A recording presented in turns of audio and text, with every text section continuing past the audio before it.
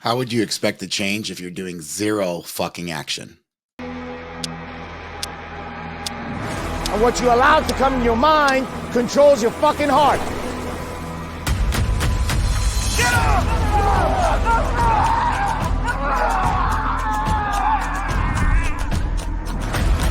A man's word right now doesn't mean shit.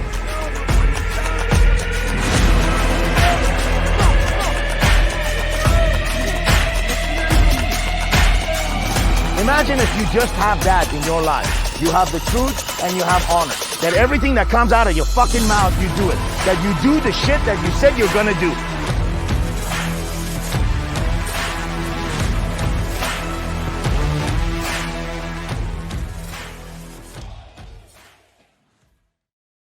Hello, welcome to the Warrior Week podcast. I am Max, and this is our coach, Coach Sam. How are you, Coach? Hey, how you doing, man? Very good. Coach, today, I really want to talk about the problem of change. And, we've kind of visited the enemy. We visited a lot of things about men, but men tend to have these problems that are deep rooted inside of them that it doesn't allow them to move forward. And change is one of them. Everybody seeks it. Everybody wants it, but nobody acquires it. So, why is it that you've seen men not be able to move forward? Where is it that they get fucked in this idea of change? I think one of the fundamental things that we need to just step back and look at the concept of change is it's inevitable, right? We're not in control of change. Change is happening no matter what. Whether you want it or don't want it, you are changing. It just depends on which direction. So we want to take a very simple example, and that is, if you put a guy and he works out 3-4 times consistently for, 12 weeks, you will see some changes in his physicalities. But if you take the same guy and he actually doesn't do anything at all, there is something has changed in his life, right? Maybe his physical body has not changed, but his pattern and behaviors has changed into, being more lazy, or perhaps he's putting more time in somewhere else. I don't want to necessarily say that all, change is either positive or negative. Change is happening. Whether the label of positive that we put on it or the label of negative that we put on it is really relevant to truly what we want, and what we want is related to the pleasure that has brought us in our lives. And so if there is pleasure gained by becoming fitter in 12 weeks, then we're going to put a positive spin around that change. However, if a person doesn't do that, and instead the person gets fatter or the person, becomes lazier, it's easy to put a negative change around it. But also there's an opportunity to look at what else has changed. Did anything else change inside of that? Too often we don't investigate that, because we stop at the negative change. Hey man, you didn't do this, so therefore you didn't get anything at all because you refused to do that. And I get that, right? I will be the first one to say, you got to do the work. And if you don't do the work, well, you're not going to get the results. But at the same time, it's not what I observe as somebody on the outside or the person doing it. The reality is, whether we observe it or not, change is happening. And so we got to be very cognitive around capturing the change. And society doesn't do a good job at that, because society is going to really look at the results that are on the board. Right? What I see is the changes what I see. Society is not going to really go and investigate and look at the change in the unseen. You see what I'm saying? Oh yeah, you've nailed it with the essence of, okay, hey, it's only a positive change and not the negative change. And really the negative change could be something that's positive. Like 100%. I didn't fucking go and do my body, but my fucking business is turned around. My connection with my wife is better. There's so much more. Over time, Max, what is like the negative change is a setup for me, right? The negative change, involuntarily negative change, right? Because I'm not in control of change. We as human are constantly changing, whether we want to agree with it or not, or we think we're in control. We're not. We're absolutely not. But when we get results from the change process that's happening anyway, we claim it and we think we're in control. The results are there, but it wasn't really us. Yeah. But I want you to consider what you just said, is that the negative change could be setting up a positive change coming in the future, which you and I are not aware of. Which, by the way, I think this is something that we would all agree, nobody controls the future. And so it all makes sense. It all makes sense that years after, months after, you can look back and say, that's what set me up for that change. Yeah, I mean, you could just think of it in business where you make a move where it makes everything else real tight, yet in turn it pays off in the future. 100%. And at the moment, it seems like, oh, was this the right thing? Yeah. And then also the essence of change. I also see a lot of men that get stuck inside of this victim mentality. Yeah. So like because of society says, oh, it has to have a positive thing, and we want it now. We want this change, and suddenly we don't see it. Now we're victim to it. And that's when you ask the question, I wanted to link change to this idea of control. What men want is control of change, and rather than the change itself. And they want it on demand. They want it in real time. They want it right now. They want it on their own time. And time is something that we do not change, neither control. Yeah. Not even fucking touch. Yeah. When it comes specifically, you think of your body, right? You think of the body, you go work out, you eat well, you do that for 1 week. Fuck, you might even drink more water and your weight goes up. And then you're like looking in the mirror and you're like, I look the same. My weight went up, and you're like fucking now down on it. Yeah. And you got to do that week after week after week. And then in time, it will change. 100%. But you have to rely on that.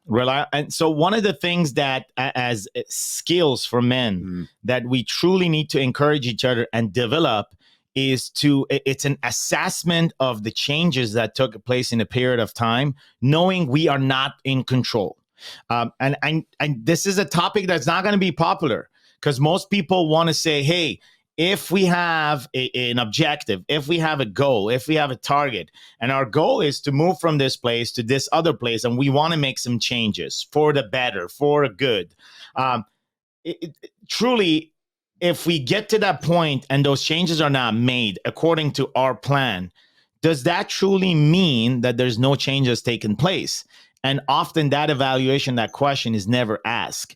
We accept the defeat. We label it first as a defeat. We accept it as a defeat, and we build upon the defeat and the defeat. You mentioned last week in a big conference that we had over 100 guys that, hey, man, what we need to do is stop this idea of setting targets that are just period by period, and they're not periodically building upon each other like a ladder, right? If truly we are advancing in life, in all areas of life, we should see it as a ladder, that we're moving up a ladder, or we're moving up, maybe a better example is stairs. So each period of time should be the stairs that leads to the other stairs, so we'll build upon. But same thing goes for our defeats. Should our defeats be a ladder that we built upon and move upon? It doesn't make sense. You can't really build upon your defeats until you win. So we're not really building upon a ladder and ladder upon our defeats, but to consider that the defeat itself was the ground for us to have a ladder to move to the next one. And that's the perspective. We was really focusing on extracting the positive, non-obvious change to us, non-desired, non-obvious change to us. And that's completely like saying we were never in control.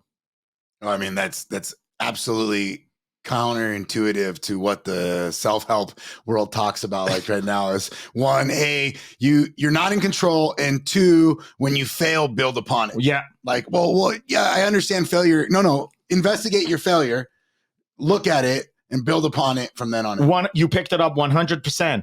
I am taking 100% a different direction from all the everybody on the marketplace right now that is gung-ho on this idea that you're in control. If you put your mind into it, you can do it. I say horseshit to all that, because that would say that you're in control.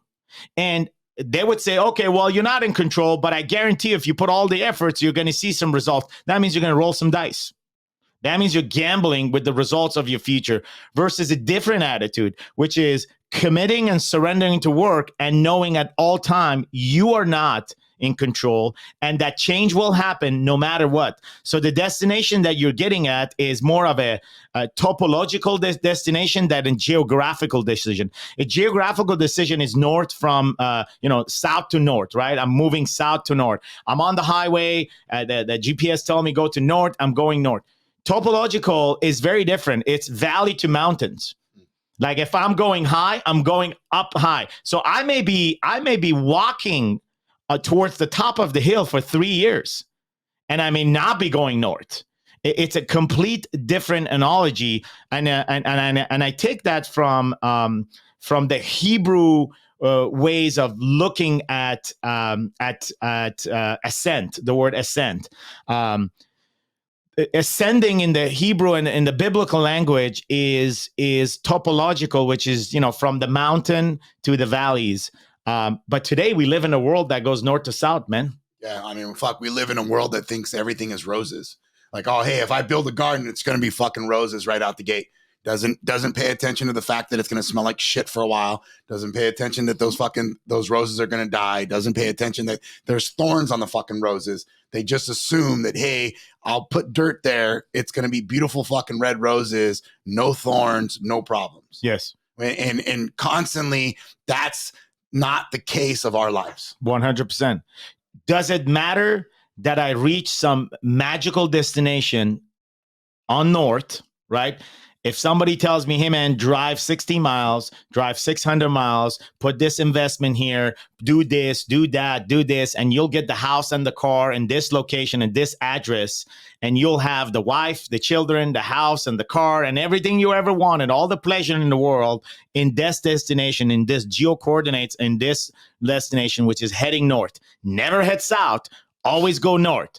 If your car breaks, fuck it. Just keep working hard at it and just go north. Just go north. Just go north. How many motherfuckers right now are going north more than 30, 40, 50 years? They are given a promise which is in north versus having a topological destination, which is, hey, I'm ascending. I'm going up to Mount Zion. I'm going up to the mountain of God. I'm going up to the mountain. And no matter what is happening, I know there is changes because there's changes in altitude. And that change of altitude may have me vomit. That change of altitude may have me uncomfortable. That change of altitude has nothing to do with what I want. But I know that I'm on a path that I'm ascending.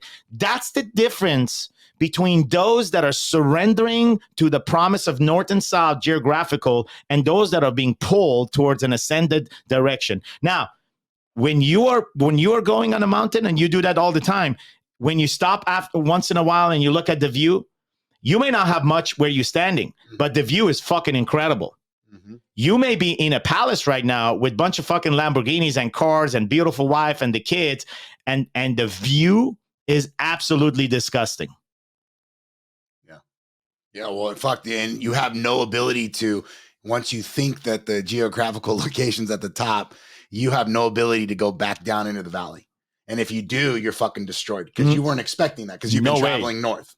You've been traveling north all these years and you have no idea what it's like to be conditioned to get to the peak and realize, oh, fuck, hey, there's a higher mountain over here. I've been called now to be driven down into the fucking valley and then all the way back up. 100%. So the word change needs to be replaced in our vocabulary by what am I being conditioned to? You just nailed it. So if we're able to even switch that language, right? And so we're not saying transformation because that's another word that is being used and abused right now in the marketplace by a bunch of fucking nonsense. But if we use the word conditioning, how is life conditioning me and where am I compared to where I was a year ago, half a year ago, a week ago? And the conditioning that God has in my life has me ascend towards a destination that is pulled by him, not desired by me or not projected by me as a pleasure area. I mean, that's the action item of the podcast right now is that where in your life are you being pulled to and where in your life is God conditioning you that you need more conditioning and where are you building conditioning, right? Like that's truly what we need to investigate and be willing to do it. And like you said, Coach, it's not necessarily a sexy thing to look into, but it's important. It's a necessity. Well, let me ask you this. I mean, you've been 20 years inside of, the fitness and health industry. Is conditioning fun? No. You program that every fucking year in there. And okay, there's some fun activities. Is conditioning fun? Yeah. No, it's just like, is lifting weights fun? Yeah, but no. Sometimes it's a little bit of work. Yeah, there's always fucking work in there. But there's, really also when you were talking about that journey, it's really about the conditioning of the mountain. Yeah. The actual journey of the mountain. I know for a fact that in my training and everything that I've developed in the process, I can tell you roughly at the major competitions that I was at, but what I can tell you is the journey. I can tell you the drive. I can tell you that what that road looked like, what the valley looked like, what was around me, who was in my camp, all that shit I can tell you. Yeah. The end result, that was just a fucking byproduct. It fades away. Yes. It fades away. What stays is the people. What stays is the process. What stays the pain points, the surgeries, the downfalls, the backstabbers, the every single fucking obstacle that was on the way to pull you down out of the fucking mountain. That stays. Those we call lessons of life. I would really come back because there's a lot, this word lessons, everybody wants to lesson, but I would really cherish them as memories, and something that we pass on to other men, not necessarily only to our children. Everybody's gone home on this idea, I'm going to capture as much as lesson, as much as memory as I want, I'll pass it on to my children. Yeah, that's nice, but you are also an adult. And you need other men to pass on these things too, because they need it as much as they need you to pass on these things to you. And so the idea is this, again, idea of fellowship, right? Everything a part of the journey, it's ours to give to those that are on a similar journey or that have begun that journey. And yeah, our children will be part of that, but ultimately they will be adults and they'll hang out with adults. Yeah, and it has to be passed on. It has to be a ripple effect out, and that's where you're right. Men don't understand the importance of it, right? A lot of people talk about coaching, but a true coach is one that delivers the essence of what is happening in life and how to actually manipulate it and move forward with it. Not just what I've done, but what I've seen all men do. Yeah, here's the deal. You'll never see a coach walk into a bar alone. Yes. If he's there with a bunch of guys. Because that's what he moves. He leads a unit. He's never alone. And the unit is never alone. So that's the difference, right? You walk into a place, you see a coach, that guy is not alone. He's got a couple of guys, a real one, right? And all the phonies one, yeah, they'll be there alone. Yeah, they're there with the other guys that are just by themselves and not with their units. Absolutely. So remember, your action item this call is specifically to focus and look and investigate what is God conditioning to you. Coach, beautiful conversation. Thank you. Thank you, man.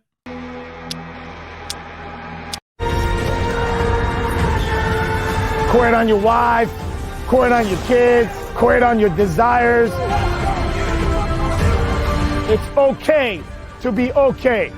Manually putting the fucking blindfold on yourself. Tonight, you're gonna find out what power is.